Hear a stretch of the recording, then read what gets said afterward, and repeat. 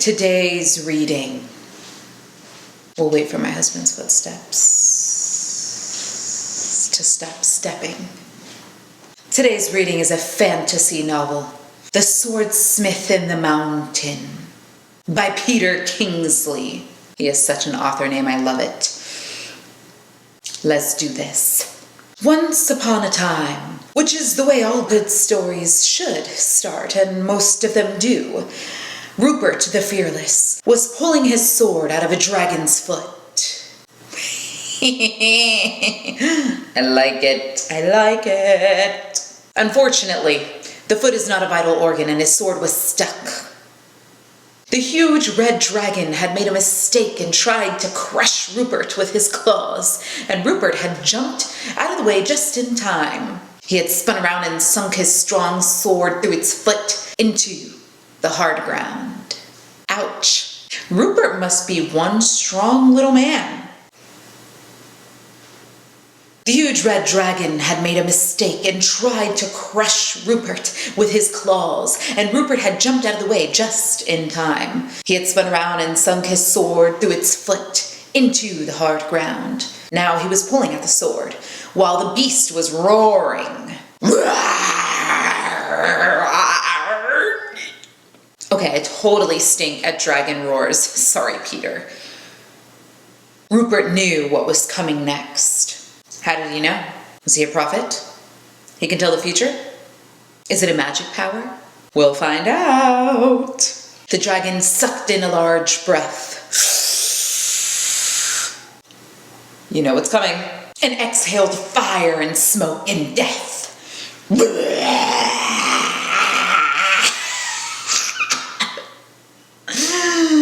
I've done this before in a previous video.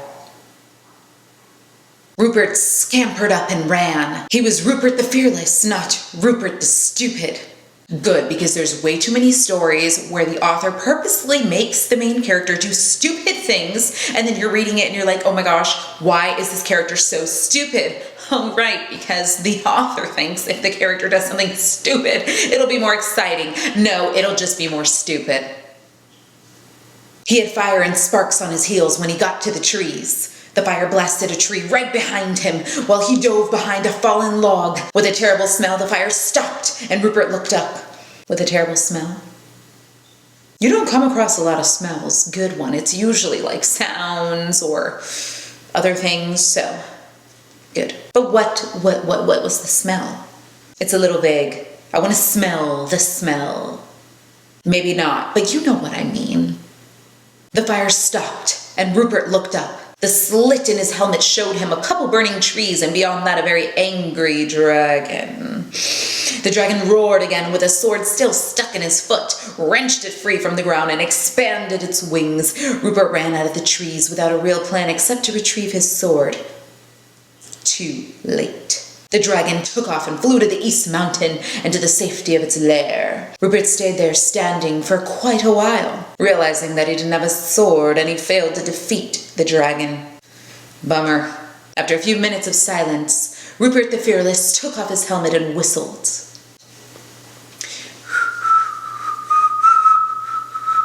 I'm a terrible whistler, if you haven't noticed. His horse came from the forest. Oh, he was calling an animal. Okay, sorry. Oh gosh, that was even worse. I could only make whistling sounds when I'm breathing in. When I'm sucking in the air. Weird. There was a time when I was like a child and I could totally whistle like the correct way. Maybe my mouth has changed. Well, horse, he said, that wasn't really successful. Horse snorted. His horse doesn't have a name? His horse's name is Horse? Yeah, well, I need a new sword and we'll try this again. What do you mean we'll try this again? That horse was obviously hiding the whole time. What a good friend. Horse started trotting in the direction of the village. Good idea. Let's go to the village. I need a bath anyway. Why is he trying to kill a dragon? What's he trying to prove? What's he doing? It's good to have your reader ask questions. Raise those questions, boy. You raise those questions, people. At the village, everyone was about as helpful as a hole in the head. I'm telling you, Male writers, y'all are so gruesome. Again, it's okay, I can handle it. I'm telling you, I told you in another video, I can handle this, people. Rupert decided to go to the tavern and think. He dropped horse, capital H. Okay, I guess this character named his horse Horse. Okay, that's kind of funny. Okay, we'll let it slide, Peter. He dropped horse off at the stable and got some food. While he was there, he overheard a group of old men. One was with a long white beard, skinny muscles, and a scratchy voice. Oh, I've done this voice before. Okay, let's see if I could come up with a new one. I told ye, I saw the swordsman. Last week's a chasing my stubborn sheep up there. The man pointed out the window to the west, where there was a huge towering mountain. Another man with worn clothes and a bald head piped up in a gruff tone. Gruff. I saw him. Wait. I saw him too. He ain't no legend to me. I'm telling ye, the man is out there, turning a sword like none other. Rupert's ears perked up and he leaned back to listen. That is true, The skinny man grunted. but don't nobody talk to him. His eyes narrowed and he whispered. If a man daring to go up there to the west mountain, he'll Sandy, oh my goodness. Not the right time for drinking sound effects. Not the right time.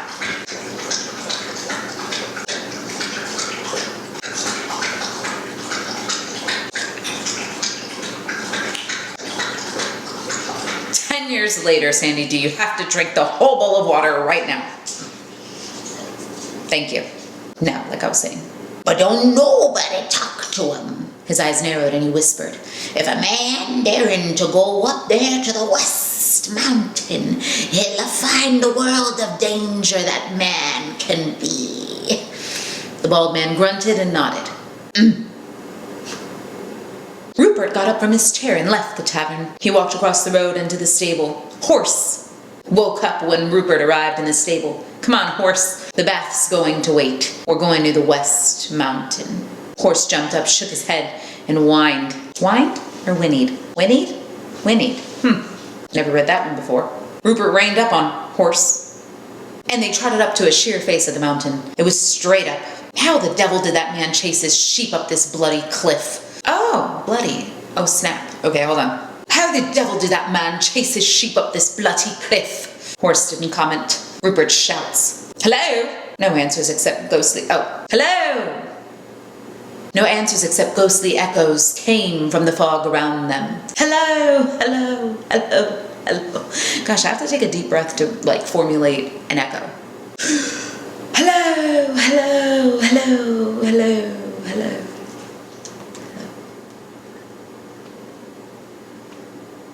Horse gave a sudden shake. Nay, nay. Oh wait, he's not neighing, he's just shaking.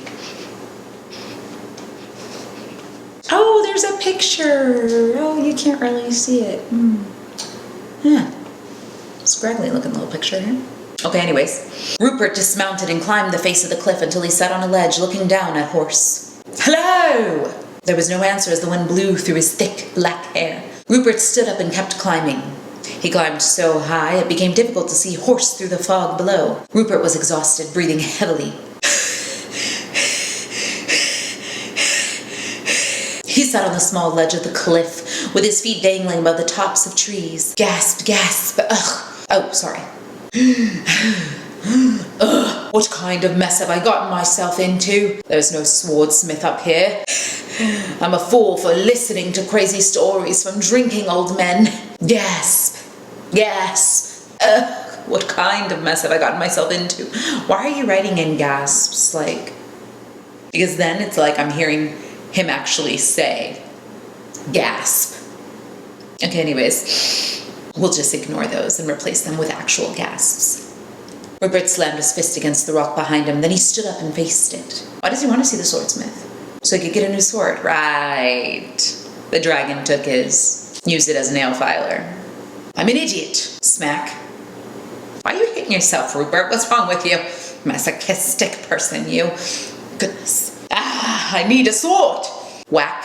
He hit himself again, I guess. Actually, I don't even know what he's hitting. Smack, whack. What is he hitting? himself, the floor. Come on now. What kind of fearless knight doesn't have a sword? Bam! Okay, another thing. What is he hitting? At the third strike, the ground began to shake. Oh, he's smacking and whacking and bamming the ground. Okay, gotcha. This is what happens when you don't have someone behind the camera letting you know that the camera shut off and is no longer recording. And then you don't realize until the next day of editing. So you have to reshoot the part where the camera shut off. Moving on. The mountain moving reminded Rupert of horse shivering beneath him. Rupert braced himself against the rocks. Ah! What is going on? Oh, I forgot the accent. Ah! What is going on? The rocks turned and some fell. The ledge Rupert was standing on started to slide underneath his feet, and the boulders gathered together around Rupert. They wrapped around his waist like fat fingers and twisted him around and pulled him up into the air, up past the clouds. He was brought before a massive pair of stone eyes, as if carved out of the mountain. Then they moved suddenly, sizing up the little knight before them. A heavy, deep voice growled from beneath the beard of clouds. Before the time of men, I have slept here. The eyes darted up and down again, as if wondering how such a little thing like Rupert could have woke him. My awakening is for a reason. A spiritual, superstitious, rock boulder, huge monster thingy. Interesting. Wait a minute, that's been in a movie before. That really weird movie with the flying dog. You know what I'm talking about, that fantasy movie. You know what I'm talking about. Wait, what was that movie called? With the flying dog? I guess he's not in the other room. Anyways, Rupert was weak in the knees before such an awesome sight. A massive face talking to him from an invisible mouth made him glad that a strong fist was keeping him up. Finally, he managed to choke out something like, I am Rupert the Fearless. Can you help me find the mysterious swordsmith? I am the swordsmith. Oh wait, there's 3 dots. I am the swordsmith. How does that work? Whoa. The mountain was the swordsmith. So Rupert told him all about the evil dragon plaguing the land and how he had lost his sword in mighty battle. The mountain listened, and when Rupert had finished speaking, the mountain nodded slowly, and Rupert found himself zooming down to the ground, carried by the great hand of the mountain. Sounds like a counseling session with a huge rock thing. Oomph! Rupert was set down with a plop. Then the hand vanished up into the clouds. Rupert looked at Horse when loud grinding and crushing noises came from the mountain. Lightning and fire seemed to set the fog alight. Late in the evening, the giant had returned, closed around something. Rupert and Horse approached it slowly, and it opened to reveal a stunning sword. I bet it's a magical sword. Silver blade and black handle. Razor sharp on double edges with a large red jewel in the pommel. The mountain spoke. Its name is Tagasi. Is it alive? Why are we naming the sword? Is it alive? Your voice will call it to you. Sorry, wait. Your voice will call it to you. It will never be dulled in battle or lose its luster. Cool. Rupert approached and took the sword. It seemed to sing when he picked it up. Sling.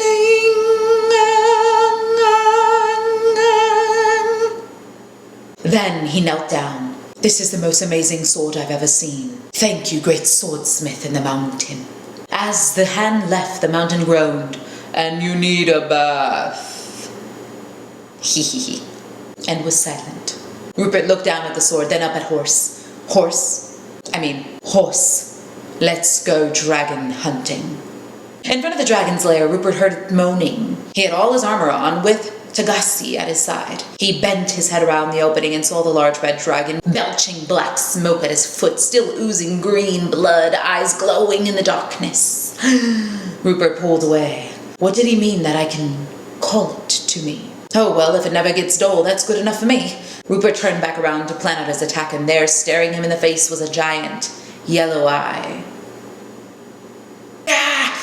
Rupert jumped back and drew Tagasi. The dragon snapped and missed when Rupert jumped. Its long red tongue whipped out and around Rupert's foot. and then back to pull Rupert off balance. Rupert fell on his back, losing his grip on Tagasi. It spun in the dirt, a few feet from his grasp. No! The dragon snatched up Rupert's sword, and with a smooth motion swallowed it. Oh my goodness, why is this guy always losing his sword? Ah, no, my new sword. Oh, I know what's gonna happen. Gross. Then he thought, he wondered. He looked up slowly, and as the dragon was ready to strike again, Rupert glared at it through the opening of his helmet and softly whispered, Tagasi. A strange gurgling sound came from the dragon's throat. Tagasi flew into Rupert's hand and he stood there stunned and dripping. The dragon fell with a thud. Tagasi flew into Rupert's hand and he stood there stunned and dripping. Wow, he said after a long time. I think I need a bath. The end.